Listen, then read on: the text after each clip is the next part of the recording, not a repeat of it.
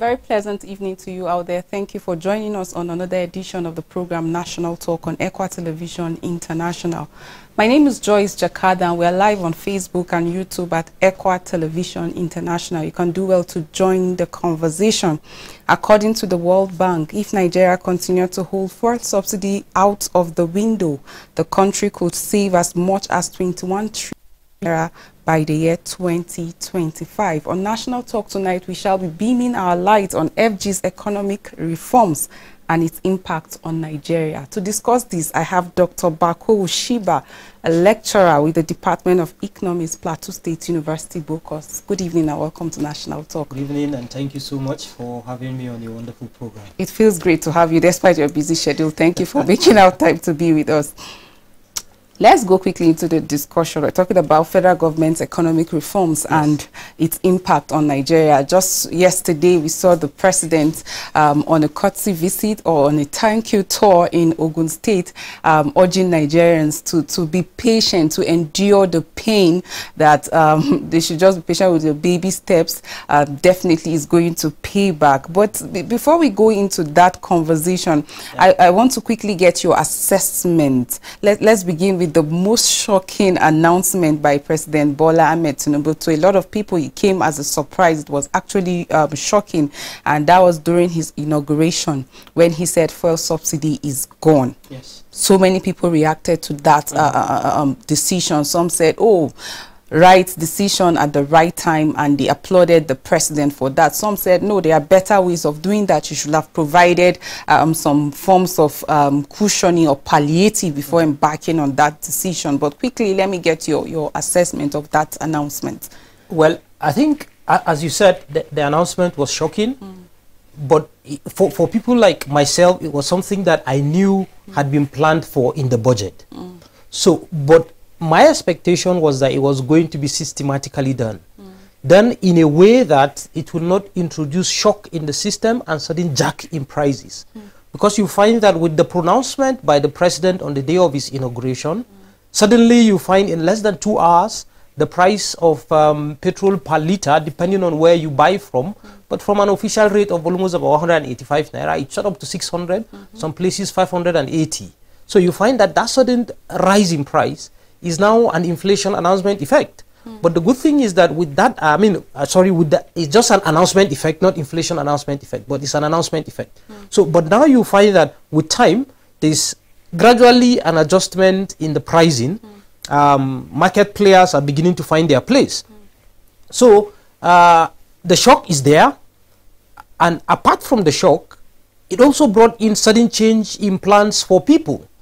Because now you find that midway into the year, you had made your plans on your possible expenditure and your possible sources of income. Now suddenly you have this rise. And it has implications because those who already have existing contracts with the government now might have to review the cost of that contract. Because with this announcement, the removal of subsidy, which may not have been factored into the contractual agreement, now variation issues will come in. So it will have to be increased, which will by and large increase public expenditure on already existing contracts. And that will put pressure on us to put up a supplementary budget and other related issues around that. So yes, my assessment of it is that it's surprising for most people of the public, but personally, it's not so surprising, but it's just that the immediate response, because the volume of fuel available as at the time of the pronouncement had already been provided for in government subsidy plan and program.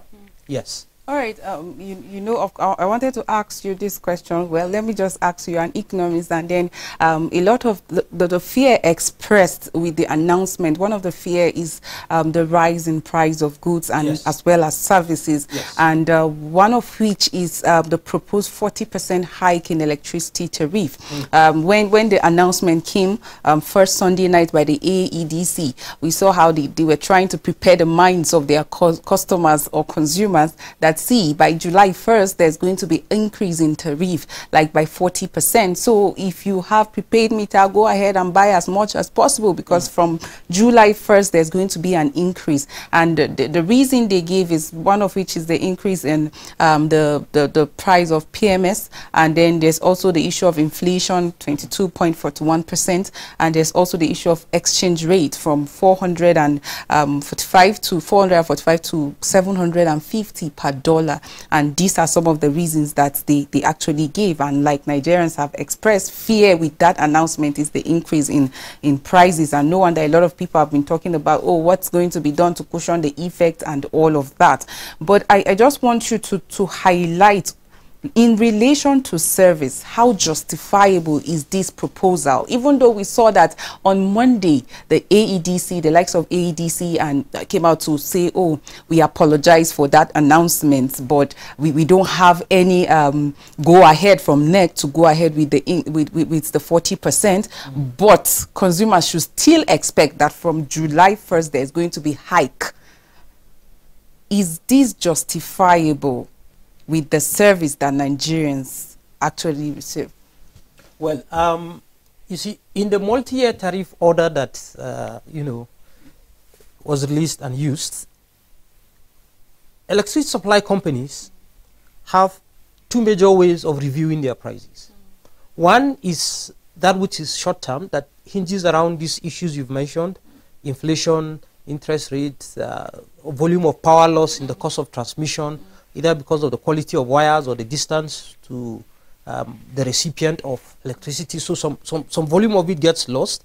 So they put in all of those things in their tariff plan. So those ones, they are allowed to do some review, but of course is in conjunction with the Electricity Regulatory Commission. And I think it is in the light of this first aspect, because the second one that involves a comprehensive review comes up after every 5 years. So it is in the light of this provision of short-term review, given changes in economic values and then given changes in the macroeconomic situation of the nation, that the electricity supply companies are thinking of reviewing their tariffs upwards. Now, you see, the challenge is not even reviewing the tariff. Nobody will stop you from reviewing your tariff if your cost of producing items goes up. But you see, first is the timing. Because one, you have a situation where the government itself has just pulled out subsidy without implementing any form of palliative or any standard program on ground to help relieve, either in the immediate short run or medium or long term, the pain that comes with the subsidy removal. And so here you are increasing again the cost of electricity. Yes, in some places there are marginal improvements in the number of hours of power supply, but then you find that producers that are supposed to shift now from production that is largely dependent on PMS-driven generators and machines to now electricity are moving from a situation where they are running from a higher cost and they're getting into another one with a higher cost. So the implication is that for us as a people, we will still have higher prices of goods and services fueled by domestic issues. Because one, exchange rate depreciation, yes, has effects on business. But then the question is, what proportion and what component of the services they render that is affected by exchange rate? Because one, gas that propels the supply of electricity, we have not seen any remarkable increase in its price. In fact, at a point in time, the price of gas had dropped. And then hydroelectricity power that we're generating is also not dependent on the exchange rate. So you find that the major sources of generating power at the moment have not been directly affected by the changes in the value of the naira in relation to the dollar. Two is that the existing equipments that are on ground are machines. So these are not things that you decide to import maybe last week and therefore you say, okay, there's an increase now in the exchange rate, therefore my cost of importation is high and I will need to increase the tariff rate.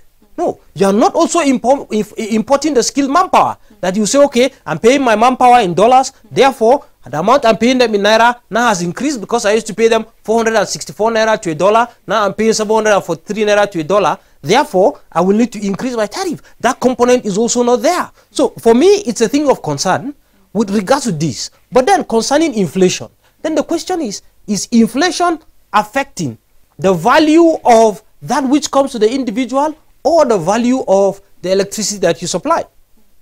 No problem if you increase your tariff. But then, is there commensurate improvement in the service rendered? And I think that's where there's a fundamental challenge.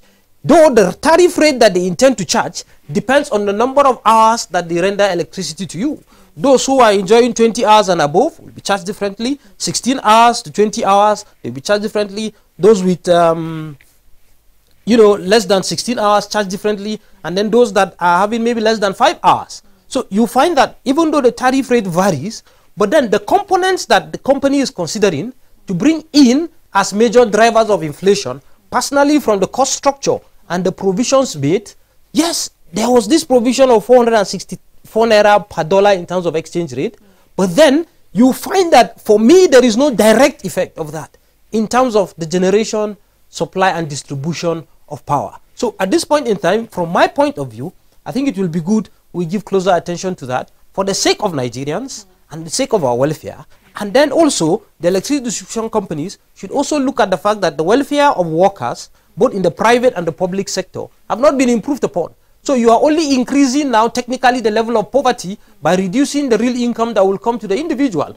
More so, you're also reducing the number of hours of electricity supply that someone will enjoy. Because if you're on prepaid meter and you used to get 20 units, let's say for 3,000, then it means by virtue of the increase in the tariff, you now get fewer units, and therefore you use fewer hours on electricity, and it affects every other thing around your life. So I think that in the interest of the nation, its stability and observance of the state of our growth, we need to first soft pedal, handle issues of the subsidy removal and the macroeconomic issues around that, and then also handle the issues of welfare of Nigerians, and then see how the issue of electricity tariff can be dealt with. Well said, Doctor. But again, the NLC have actually reacted to the announcement, the proposed 40% hike in electricity tariff. And I watched how the NLC President Joe Ajero said that it is insensitive, it is callous, that at a time like this, the Nigerians are still dealing with the effects of fuel subsidy removal.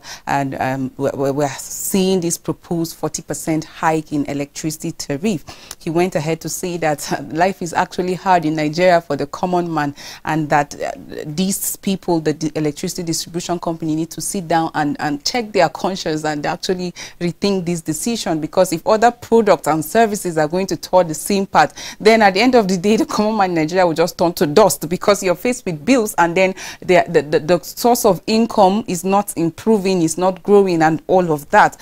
But this thing we're talking about, the hike in electricity tariff, is statutory.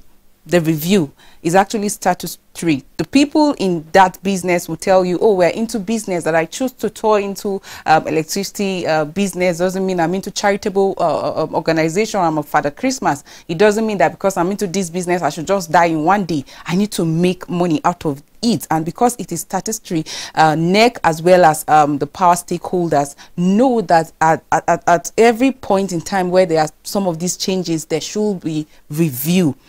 What exactly needs to be done, considering the fact that this is statutory and then the times that we are in right now?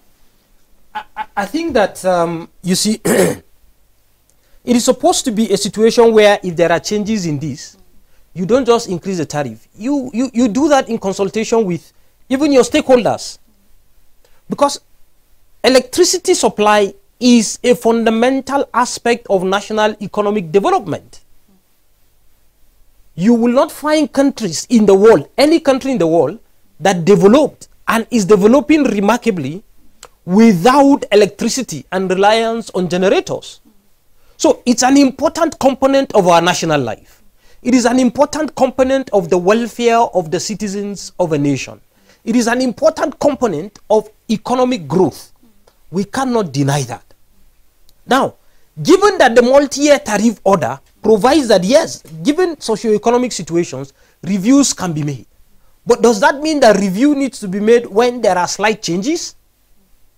You see, first is that electricity in this nation is highly inelastic in demand, in technical terms in economics. What that means is that, you see, you don't have a close substitute to electricity that you can easily switch over to. For example, if you have Milo and you have Bonvita, right? Now, you know, if this one increases the price, you can switch over to another one as your adjustment mechanism as a consumer. But in this case now, we don't have that option. So the tendency for the consumer to also be exploited by the supplier of this service is very high. So I think that in the interest of the nation and the current prevailing socio-economic situation, given the multi-year tariff order, I think the company should soft pedal first And then let's evaluate what is the existing cost structure. Because as it stands, yes, you are saying there is inflationary rate, there is exchange rate depreciation, price subsidy removal on petrol has taken effect. So how has that affected your cost structure? Because by and large, it is almost like electricity that you are giving to us is a public good. First, the foundation of these companies are as a result of public income. It was first government owned. It was due to the issues of privatization, commercialization, that now eventually they were sold out to private individuals. But you see, in the interest of the nation, and as the NLC president said, in good conscience, let's see the cost structure. Is there improvement in the wages of the workers of these companies?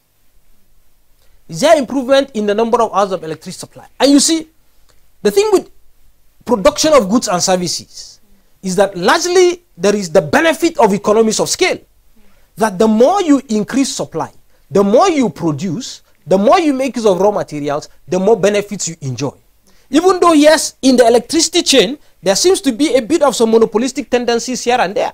Because now you have single service providers, Transmission Company of Nigeria is the only one, generating is the only one. So you don't have multiple suppliers of these services. But even at that, they are also established to take care of national interest. So coming up just at once to say, okay, there's a change in this item, there's a change in this item, therefore we are reviewing our cost structure. Why don't you present a justification to your stakeholders that, look, this is almost like a public good. This is not a private good. This is almost like a public good. And therefore, in the interest of the public and in the interest of the businesses we run, this is our existing cost structure and this is what we think we need to do. So from my own point of view, I think that it will be good and it will be better if the company waits and give attention to the welfare of the citizens. Because for now, I have not found any remarkable improvement with regards to the welfare of the citizens. More so that you find that the number of people linking up with now the electricity supply companies, because the number of subscribers have increased. And therefore, with this increase in number, it is expected that the base of their income will increase. So suddenly now say you will increase the tariff, means that to some extent there is also just simply the desire to make excess gain.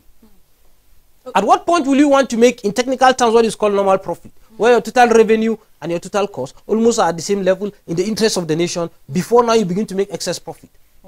There are actually concerns, a lot of concerns. People have shared concerns about the customers that are actually referred to as the last leg of consumers, like people that are in Band E and all of that, and talking about people that live in rural area. It is being alleged that the 50 billion naira that is being paid as subsidy on electricity for those kind of consumers is being removed by the federal government. Are you concerned of the fate of these people? Yes, you see, subsidy in and of itself as a program is not a problem. It is meant to improve on the quality of lives of people, that's one. It is also meant to ensure that the producer does not incur loss. So when you put these two together, it enables the producer and the supplier of a service retain the level of employment, and it reduces societal challenge in terms of unemployment and then also loss of services. But now, when you withdraw subsidy that you provide for those categories of people who are in the rural areas, now the implication is that they will either now be forced to look for alternative sources of income in order to maintain the same level of power supply, or they will be forced to reduce the level of power consumption so that they can continue with their lives as usual. But then this is the implication, that when we increase these tariffs in order to make profit and in order to stabilize whatever it is that the electricity company has at heart, people now will be forced to seek for alternative means, even in the rural areas. Now it will have environmental implications, because people will be forced to cut down trees to generate heat and power, to cook, to boil water, and to do other related things that would have been done with electricity. Now, people again will be forced to either steal power, because you know those are things that you cannot deny them not happening in this country. There are people who are connected to power supply, but you find that actually they are not legitimately connected. So they are benefiting from it, but not paying for it. So people will be forced now to seek alternative means, and then they want to do that. Then of course you know that we have a masquerade in Nigeria called corruption. So there now might begin to be a relationship blending between those who offer the service and those who are supposed to benefit from it, so that we cover for you, you enjoy the service. So again, by doing that, we are stirring up the monster and establishing it the more. So I think that first we need to look at that. What is the number of people that are benefiting from that? Let's get the data. What is the environmental implication by the time we pull out this? What is the cost implication on the lives of people by the time we pull out this? But we know that the cost implication immediately is that there will be a reduction in the value of life in terms of welfare and quality. Now you find hospitals again will also have challenges supplying power. Because there was a time in this country that when people are scheduled for surgery, you discover there's no power. In fact, recently there's a government hospital that sent a circular saying that the power supply, due to the removal of fuel subsidy and the increase in tariff, that there's going to be the time at which power will be supplying the hospital is going to be between 10 to 2. And I was just shocked and surprised. So now with a situation like that, you find that if 5 people are supposed to be operated upon, the hospital might be forced to reduce that to 2. So if they reduce that to 2, then you find that the chances of any of these 3 dying as a result of the delay due to inadequate power supply because of the cost is very high. So by implication, there will be a reduction in life expectancy. Now, not only there will be a reduction in life expectancy, then it also means that we will lose skilled manpower due to such things. Because if the person that will be operated upon is a highly skilled manpower, and then due to that situation, he or she was not operated upon, and we lose that person, we also lost the skills and the experience that accompanies the lifestyle of that person. So the nation loses on 2 fronts. 1, low life expectancy. 2nd, loss of skilled manpower and the connected loss of productivity and eventual decline in economic growth. So imagine that this thing is widespread in the nation. Schools will also have the same challenge, because now teaching and researching that sometimes you do online becomes a problem, because you won't have sufficient power to, for internet supply and eventually teach and train your students. Those working in the labs to research on improved ways of doing things and depends so much on power will now be forced to work just for fewer hours, which will delay products and periods of innovation and inventions. And that itself has implications, because right now the world is technologically driven. So if we are unable to do extensive research due to inadequate power supply or due to fewer hours of power supply because of the high cost, then you find that our level of innovation and competitiveness as a nation will also be hampered. So as a people, we need to give careful attention to that. Now you find again that if the number, if the subsidy is removed for people living in the rural areas, we will compel them now to engage in rural-urban migration. So we will now have increased city congestion. So high unemployment increases in the city, and if there is high unemployment, people don't get jobs, we might have increase in social vices. And if this happens, then we also have related problems, rise in crime, prostitution, and other unacceptable things. So therefore, as a nation, we must give careful attention to that, because it can result in rural-urban migration. Secondly, it will also result to possible closure of industries or small and micro-scale enterprises in those rural areas. Because as a nation, we are supposed to start thinking of establishing more industries in rural areas, so that with the establishment of industries there, we will stem the tide of rural-urban migration, so that people will get employed there, people will enjoy existing urban facilities in the rural areas. But if we begin to do these things, then we are beginning again technically to force people to migrate from the rural areas into the urban centers. We force those businesses that are there to also move to the urban centers. And by coming to the urban centers, we have city congestion. And unfortunately for us as a nation, when you look at our intercity linkages, you find that our road networks are also not helping the growth of business. Quickly, Doctor, I would like you to link this fear of or concern that a lot of people have shared with the removal, because already we're talking about more people being thrown into poverty, and the World Bank recently actually revealed that just between January and then May, the number of people that are living in poverty in the rural area have increased by 4%, and those in the urban area by 11%. And it is also said that this is likely to push even the new people that have been forced into poverty to actually avoid education, accessing health facility because they cannot afford it, or even good dieting and all of that. And going by this revelation, they talked about the fact that if palliatives are not being provided to cushion the effect of the fuel subsidy removal, about 7.1 million Nigerians are going to be thrown into poverty, making Nigeria have like about 101 million people living within poverty. And before now, we've had private organizations giving the statistics of 133 million Nigerians living in poverty. What do you make of this World Bank revelation? Yeah, I think that it is a wake-up call to us as a nation, Because first we must ask ourselves, why are we going to have an increase in the level of or the number of the poor? You see, already inflation, according to that same report, had made about 4 million people poor. So now when you remove subsidy and then all of these things without providing means and measures of dealing with the sudden changes in the economy in the immediate and medium term and even in the long term, then of course naturally the number of poor will increase, because people will be forced, households will be forced to develop coping and substitution mechanisms. And the issues you have mentioned are issues that the World Bank is looking at as possible substitution mechanisms. Because one, you find that education in this country is largely dependent on what the private sector offers. Most people, if you really want your children to be educated, it's difficult for you to take them to public schools. So people rely more on private education, and the cost of private education is very high. And so, of course, as a coping mechanism, they might be forced now to pull out their children from private schools, maybe to public schools, and those who are possibly able to afford public schools might now decide, look, you children stay at home, because we can't even afford to buy food in the house, not even talk of transport money to send you to school, and then also food that you will use in school. So they will substitute now for education for survival, health, as it is mentioned in the report, and all of that. So these are some of the implications. But you see, what then do we need to do? First is that there should be direct cash transfers to the identified poor. We must identify people who are genuinely poor and help them. Second is that we must also look at this, that why is the poverty rate in the rural area a bit lower in percentage terms than the urban areas?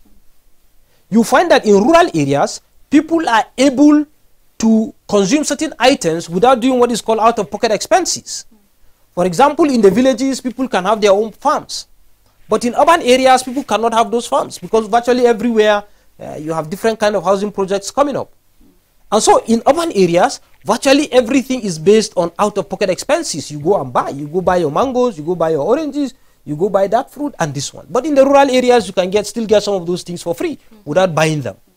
So then, what can we do to help mitigate now the rise in urban poor? Yes, that direct transfer is important. Second is that we must also look at developing alternative means of transportation. How will people go to work without dependent on modes of transportation that is PMS driven? Unfortunately for us as a nation, we have not done that before the announcement. Yes, there might be claim that, you see, this is a new government coming in, but from my own point of view, the president was the leader of the ruling political party. So by and large, I expect that he had been aware of the plan of the immediate past administration to pull out subsidy. So what then were you thinking as the leader of the political party as at that time to help deal with this? So now that you are the president, what can we see on ground? Ordinarily, I expect that with the removal of subsidy for almost a month now, we should begin to see some form of implementation with regards to a reduction on the impact and the negative effect of the subsidy removal. So I will encourage one, let's look at now a rural sector improvement plan, where now the rural areas get to enjoy urban facilities. So that once we have that, we can have some form of urban-rural migration, so that the cost of living will also reduce. Because as people migrate now to the rural areas, you find that their out-of-pocket expenses will reduce. But then, of course, we must develop channels of transportation for those who will migrate to those places in order to come to work in urban areas.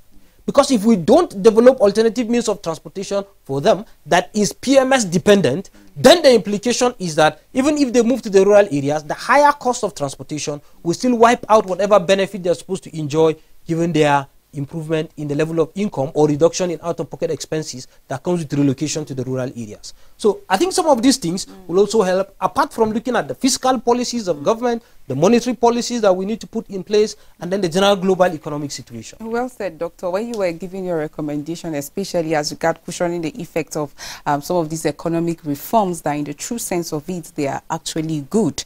But most of the conversation is around the method of implementation and what is to be set aside, or what should have been set aside to help cushion the effect. You talked about identifying the poorest of the poor and then some cash transfer. Like, I would really like you to comment on the issue of transparency and accountability. In time past, we've had a lot of policies that get towards helping and supporting the poor. But at the end of the day, you find out that some few individuals, the airlines, are still the ones that are enjoying all of that. I would like you to actually talk on that aspect. But before then, we'll just go on this quick break so that when we come back, our phone lines are open. Kindly stay with us. It's National Talk.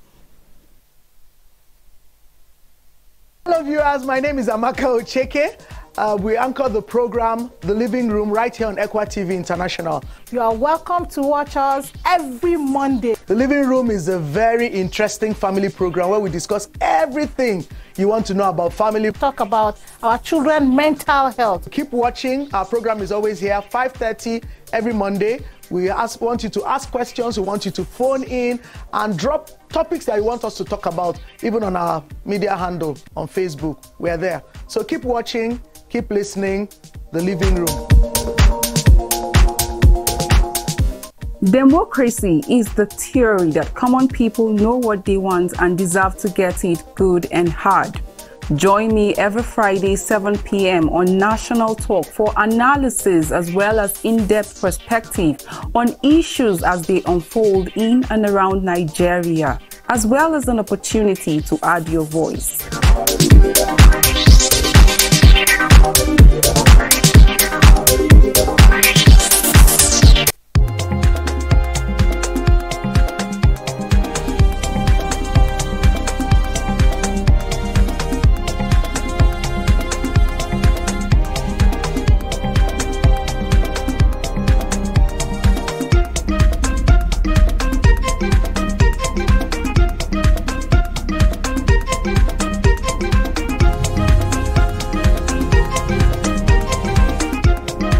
Thanks for staying with us on National Talk. And in case you're just joining, the conversation is about the federal government's economic reforms and its impact on Nigerians. Talking about the fuel subsidy removal, the proposed 40% hike in electricity tariff, as well as the World Bank report that if palliatives are not being provided, more Nigerians will be thrown into poverty. I've been discussing with Dr. Bako Wushiba, and of course, you've been doing justice to the topics. Our phone lines are now open for you to call and add your voice to the conversation. What do you make of federal government's economic reforms and its impact? Do well to call us. And I was talking about your recommendation on cushioning the effect of the removal of fuel subsidy or the proposed hike, and one of which you mentioned was identifying the poor and then the cash transfer. Yeah. And I talked about the fact that in time past we have seen a lot of policies that get toward identifying the poor and then helping them. We've had the likes of the school feeding programs that at the end of the day, like, monies were siphoned, like scholarship program that's supposed to help the poor people who cannot afford even primary, secondary, or even tertiary institution fees. And then at the end of the day, still those people that can afford it that are enjoying in all of that. Like, what is the place of transparency and then accountability? We've seen how that the World Bank in their report said that Nigerians, I think Nigeria as a country between 2023 and 2025, if we hold on to the fuel subsidy removal, fuel subsidy out of the window, the country could save up to 21 trillion naira. But if it is not well managed, more people will be thrown into poverty. I would like you to comment on that. Yes, you see, now with regards to the process of identifying the poor, the implementation and related issues, I think from my point of view, this nation's fundamental problem, apart from others, fundamental problem first and foremost is leadership, the courage to lead. So let me just do a quick rundown on some of these things. You see, there was this time in this country that the nation had subsidy on fertilizer. Yes, I really want we have a caller. You are talking about the economic in Nigeria. I really appreciate the way Dr. Bako is giving the analysis there. One thing I want us to know, Joy, you see, in this life, at times we too forget things. If you look at from the reality, we start from recession. And from recession, we move to COVID-19. From COVID-19, we move to cashless. And from cashless, we move to fuel subsidy. Then from subsidy, we are now moving to tariff. This is the fifth phase. That you know that definitely we should put it in mind that things are happening that are putting Nigeria to trauma. When you look at it, I know during Buhari time, the system they want to implement that move to subsidy removing is if you look at the time of MTN, the mobile we are using today, from the beginning, those who first get the line, the 3310, you know, it was 20,000 when the line was 25,000. And if you added, it was 45, and the credit card was 1,500 naira. And from day to day, you see, we are buying line at 100 naira, 200 naira, and the 10. This is the system I feel that the federal government are trying to do. But the question is, just like I want to pick the point that Dr. Bako said, that the company should hold on and see the palliative of the masses. What can they do? Because all these generators, all these, in fact, Joy, we are in the serious trauma.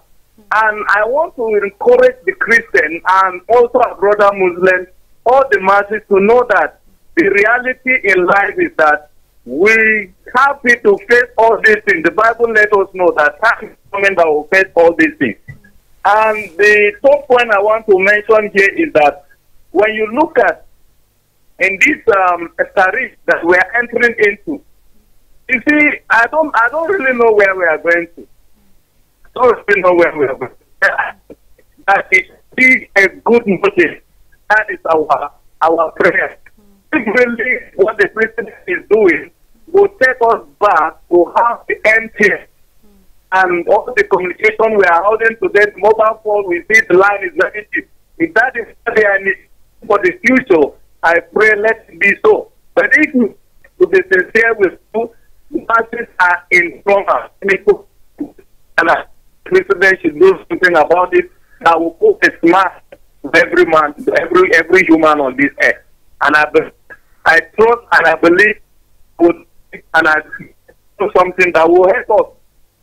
If not, Joy, you know, if you look at the fuel issue, how many people are going to work? How many people are making a meal for a day? These are the questions. And then another thing, this is the fifth phase. I mentioned it from the beginning of the recession, moving to COVID-19, moving to the cashless, and now we move to fuel subsidy, and we are moving to tariff. And I don't know how to analyze it. But I appreciate Dr. Bako over there. May God bless you. Thank you very much. Amen. Thank you so much. That was a great contribution. We really appreciate you. You had him still agreeing Nigerians are living in hardship, like the trauma and all of that. Yes. So as I was saying, the fundamental problem is leadership. You see, when subsidy was given on fertilizer, there was massive scam around that.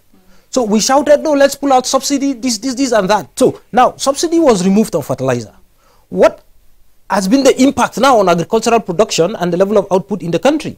You find that we have had negative effect because now farmers are finding it difficult to get fertilizer to improve on their yield. On the other hand, we have another caller. Sorry.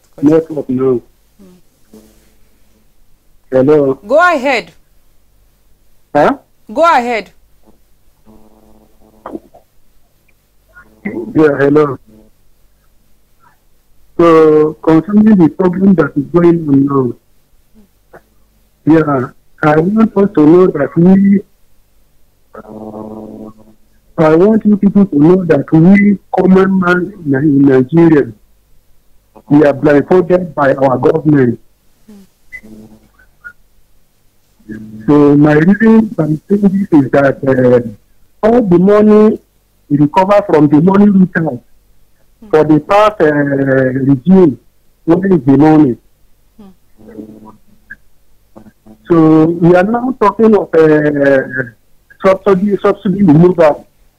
This is how they used to blindfold us. Before you know, they siphon all the money that we supposed to use with the common men, Nigerian common men. So please, I think our government that they should be just here in whatever we are doing. Thank you very much. Thank you for that contribution. Thank you. You can go on. Yeah, so as I was saying, you find that with the corruption around it, and then we pull that out, it affected our production agriculturally. When you add insecurity in the mix now, you see we're almost done. So, but then the focus is on the subsidy that was removed. We had that issue. Then when you look at the agricultural marketing boards that were in existence in the 70s and how we dismantled them. Why? Because of corruption around, okay, the pricing and the subsidy that should come with that, compensation to farmers and all of it. We dismantled that. Then now we are dealing with the issue of petrol subsidy. Now, this is where the leadership of the country has consistently not been able to deal with the issue and has allowed this matter to fester so much.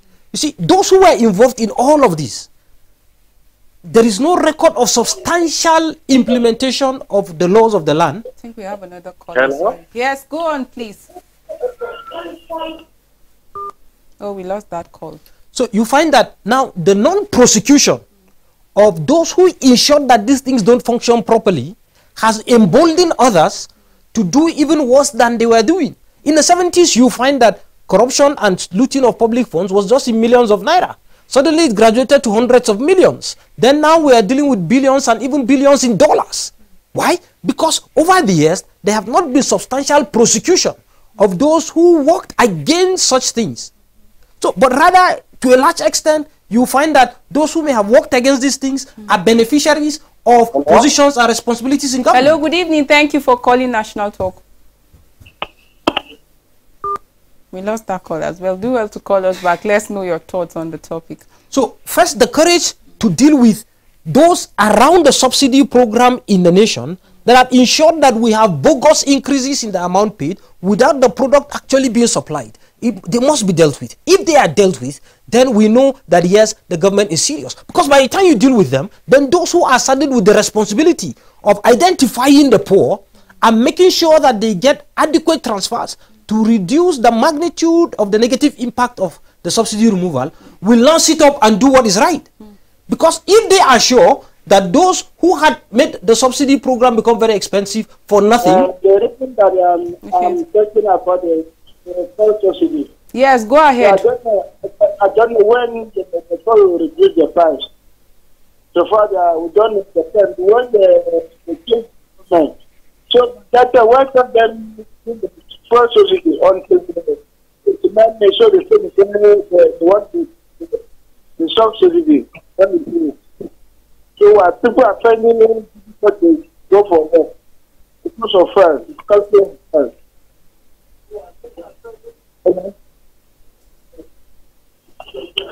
Thank you so much for calling, even though I didn't get him clearly, but I think he was contributing on the fuel subsidy removal. So you find that if that is done and there are consequences for failing to discharge your responsibility, then you see we will first minimize the extent to which people will take advantage of loopholes in the system and ensure that it doesn't work. Secondly, I think that in terms of identifying the poor and the processes, we should also look at our religious bodies and institutions. Because to some extent we still have people of integrity. Can we identify them and saddle these religious bodies with the responsibility of identifying the poor who are members of their congregation? So that once we identify the poor in rural areas, in urban centers, then we will be able to channel direct support to them. The next thing is that we must also get biometric information of these poor people. So that by the time we get information about them, it will help us. First, we get directly to them through religious institutions. Secondly, we can use public schools where children are attending schools. Let's get information about their parents from those children. We don't expect children that are below 11 years old to just openly tell lies. So you can get some form of reliable information through these various schools concerning the level of income of the parents, their location and where they live, because geographical areas also give you an idea of the magnitude of poverty in a given community and or society. So we need to look at that aspect of it and utilize that. Also, in terms of fishing out students who are writing JAM exams, we can also get information from them that will give us some bit of reliable data on what to do concerning the poor. So once we are able to identify them, then dealing with direct transfers. Now, when we are going to do direct transfers. Hello, good What evening. I'm talking. Hello. Go ahead.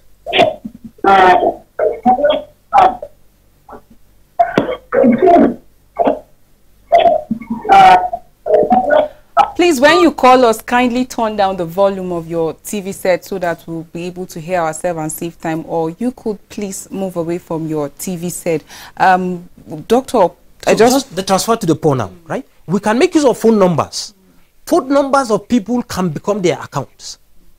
A country like Kenya has what they call M-Pesa. Now, that your phone number is more or less like your wallet. So money can be transferred to you into your phone number, and then you can make payments for goods and services using your phone number. You can make payment for your fuel and what have you. So, and virtually everyone in the country has at least a phone line. So that way we'll be able to make transfers, and through the phone numbers we'll also be able to identify, I mean, the amount of money someone spends on credit on that line or any other related line, given what we've done with NIN, will help you identify if this person is actually poor or this person is actually deceiving us. So these are some of the ways that I think we will help improve the process of distributing this palliative to the poor. Doctor, like there are a lot of concern, especially on the effect of the removal of the first subsidy. We can't take away the fact that Nigerians are suffering. The common man is finding it hard to survive. It was just when the celebration season, the Muslim brethren just marked the Eid el-Kabir, and it was reported that in Abuja, in Lagos, in some of the states across Nigeria, fun spots are no longer fun spots because the people were not seen in those places because people don't have money. And then transportation fee has skyrocketed, like prices of goods. Most of the meetings that we've seen between NEC and the federal government and even NLC is geared towards helping the civil servant. We've seen some states coming up with saying that civil servant can work 3 times a week, like Kwara State and all of that. There are other people that are sharing concern. We are not civil servants, but we are Nigerians, and we patronize the market. We also use tricycle, cab, and all of that. Like I said earlier on, the president was in Ogun State for a thank you tour. He visited some monarchs, and while addressing, he spoke about national development, how he's determined to look into that area. He spoke about the gains of the reform, saying that Nigerians, please, I'm appealing to you, be patient with all of this. It is just momentary. He talked about the fact that Nigerians should be patient with the baby steps that he's taking with some of the policies that he has taken and more that are coming. He talked about the fact that Nigerians should endure the pain. And I was just concerned because recently we saw how the president landed at the airport coming from London, and we saw the convoy. Nigerians were talking about that. Oh, we've been talking about cutting the cost of governance. We've been appealing to Nigerians to be patient, yet this convoy. We have a call. Hello. Good evening. Thank you for calling. Hello. Go ahead and make your contribution. Yeah. Good evening. Yeah. Good evening. I think Dr. Bako has spoken on. You see, the truth is that those people that have spoiled so many things in this country are still here in this country. And the funniest thing is that they want to make sure that the government will not be able to stand. You see, Tinubu has been able to cut off their link. The one that the person that is supposed to help them to move some of their funds has already been removed. So it's just like a payback, trying to make sure that the government will not be able to stand. So all this issue of fuel hike and whatsoever, they are just paying back to make sure that they frustrate the plans that the president has. So it's something that, just like Dr. Bako is talking about, there is no body that is supposed to, these people who have been making sure that they have been taking the money of this country for too long, and someone is supposed to be held responsible for this effect. But there's no name that is listed anywhere. So are they ghosts that have been collecting billions from this fuel subsidy? It's not. These are people living with us. And now some of the dollars they kept in their houses, they cannot move them because people knew that they will try to move their money to places where they will hide it. maybe through their e-money or whatsoever.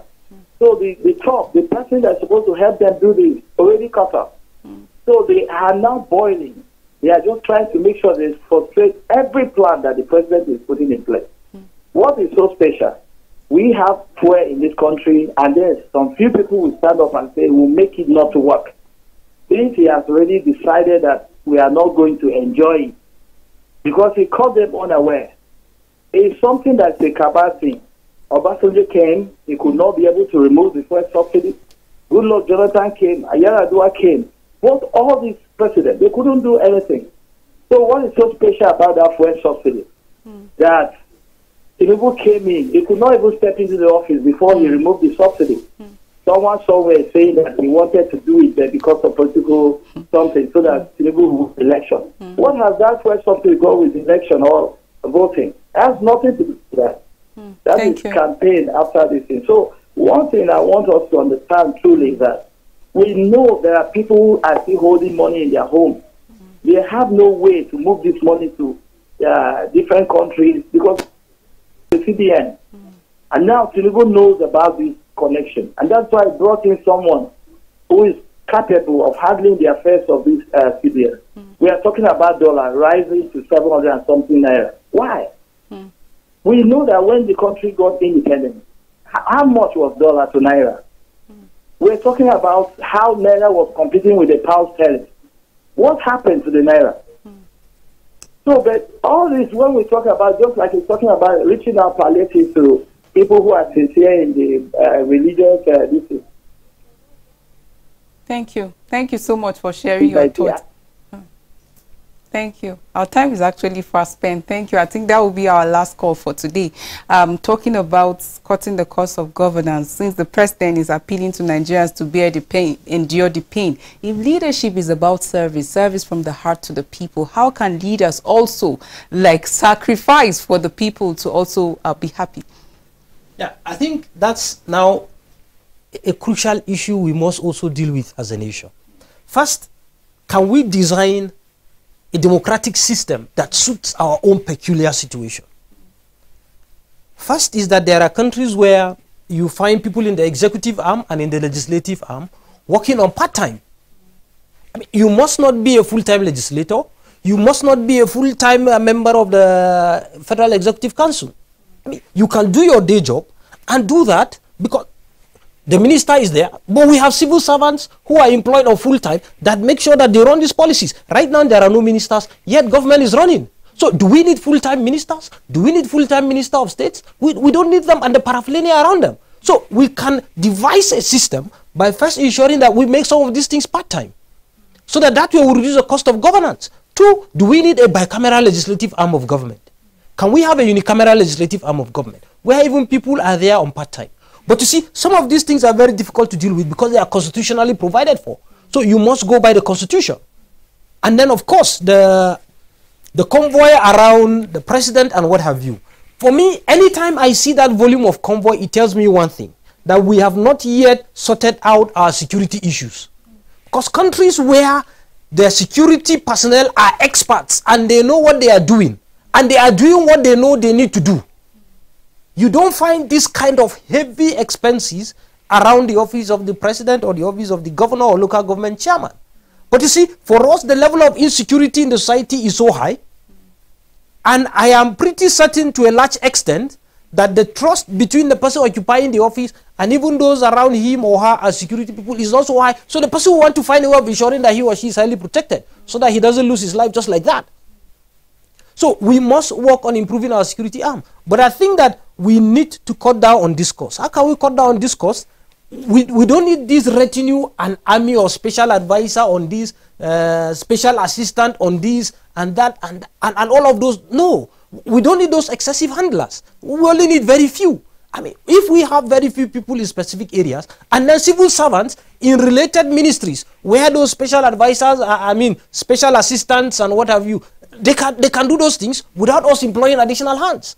So from my own point of view, yes, we need to reduce that, and we can reduce that by taking this approach. Secondly, we reduce cost of governance by looking at the ministries. We have multiplicity of ministries. I mean, the last administration came, talked about reducing expenses, but then created more ministries, created more MDAs, created more commissions. And that has added to public expenditure. One of the things I've asked myself is, and I'm not saying is not a good thing, there are good intentions behind it, but it has also added to the cost of governance. Like the Northeast Development Commission, you have Niger Delta Development Commission, you have a Ministry of Niger Delta. So we have multiplicity of bodies doing almost the same thing. What will the federal ministries do if we have these commissions doing the same thing? So we can have units in ministries handling those things without us creating commissions, and where we need board of directors, we need chairmen, and then they come with their personal assistants, and then they come with all kinds of things. So I think that merging some of these things will help. But unfortunately for us, most of them are created by law. So for you to match them, you must go and amend the law that has established them. So, but we have to look at this, and we must be courageous enough to reduce that. And then again, we should look at the fact that we grow micro and small scale businesses. Yes, I'm happy with the fact that the government is thinking of giving single-digit interest rate loans to micro and small scale businesses. On the one hand, yes, it will increase public expenditure, but then if we target it so well, it will make these businesses to grow.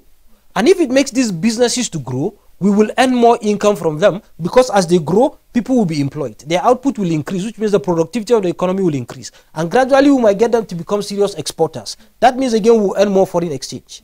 Next, again, is that even with regards to the palliative that we mentioned, if we develop our skilled manpower, our nation needs to be known for something skillful that we can export. Nigerians now are moving out of the country. We can encourage them and benefit from their remittances and bring in their skills to establish businesses, industries, and factories that will ensure our output increase, and then the government earns more money. But some of these things are issues that will happen more in the medium and long term. In the short term now, we just need to look at where we can cut down these expenses in terms of the retinue of security agents, in terms of merging ministries and parastatals, in terms of reducing special assistants and all of those handlers. Indeed, yes. Very well said. Thank you so much, Dr. Bako Shiba. Great analysis. Appreciate you for your time here. Thank you so much for having me. And to our viewers out there, many thanks for staying with us on National Talk. Indeed, life is hard for the common man. Nigerians are in pain, and we call on government to do the needful in terms of improving the welfare of its citizens. Until we come your way next week on another package of National Talk, you have a blessed weekend.